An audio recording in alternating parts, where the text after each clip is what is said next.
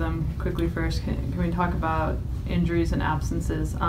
First, are Powell and Maddox gone at this point for the Gold Cup? Yes, they are. And then in terms of the injuries, are we basically the same? I don't know if there was any changes with Liam or any of the players, or are we just the same as we were before the last game? Yeah, Liam was re-injured. His timeline's 6 to 8 weeks. Is it still a quad injury, or is it something different? Same injury, re-injured. First day back on the pitch.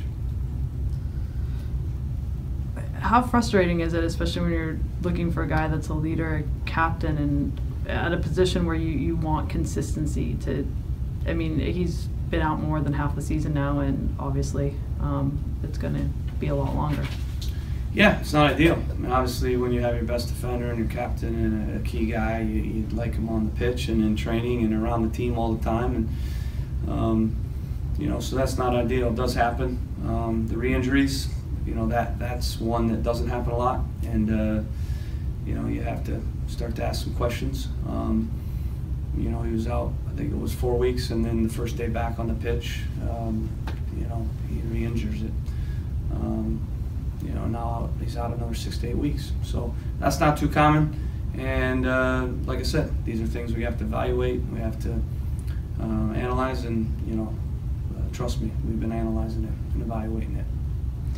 In terms of looking at all the injuries as a whole and looking at all the injuries you guys had last year, is there anything you are looking to change maybe in the training regimen or working with the sports science guys on that, or do you think it's separate from that?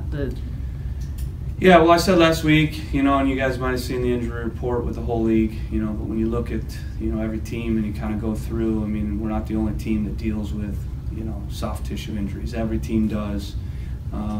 Every team has a very thorough and comprehensive sports science department, like we do, and every single training session is planned accordingly with the fitness coach and athletic trainer.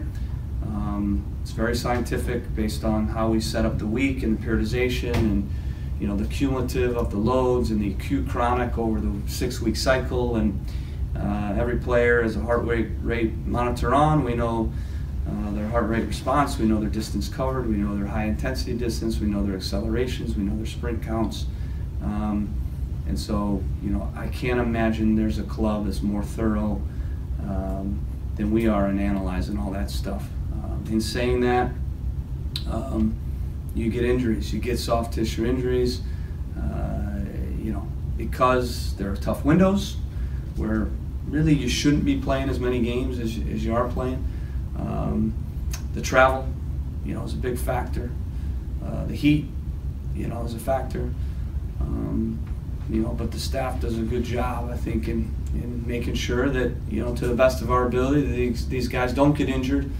But when you get guys injured, like we have, and when you get re-injuries, you know, there has to be some accountability as well, and you got to look at things, you know, and you know, trust me, we're looking at everything. You know, but to think that we're not going to get soft tissue injuries, just look at the MLS injury report and look at all the other teams that have, you know, quad strains and, you know, hamstrings and, you know, the contact injuries you can't do anything about. Those are flukes, but you know, clearly having Ridgewell out another 6 to 8 weeks is not ideal. But we've had him on already 4 weeks, so we're in that rhythm of dealing with it, and we've had a very good performance defensively in the last game. You could argue, even though we gave up a goal, one of our best performances of the year on the road, only allowing Sporting Kansas City 1 shot on goal and 7 shots total. So we'll continue to manage it. But yeah, we have to look at everything all the time, just like we always do. From a sports science standpoint, from a scouting standpoint, from a tactical standpoint, all that stuff we're analyzing and managing every single day and every single week. And you know, everybody's responsible for their department. Ultimately, I'm responsible for overseeing those departments as well and making sure that everybody does their job and does it correctly. But there will always be mistakes that happens, and there will always be injuries regardless.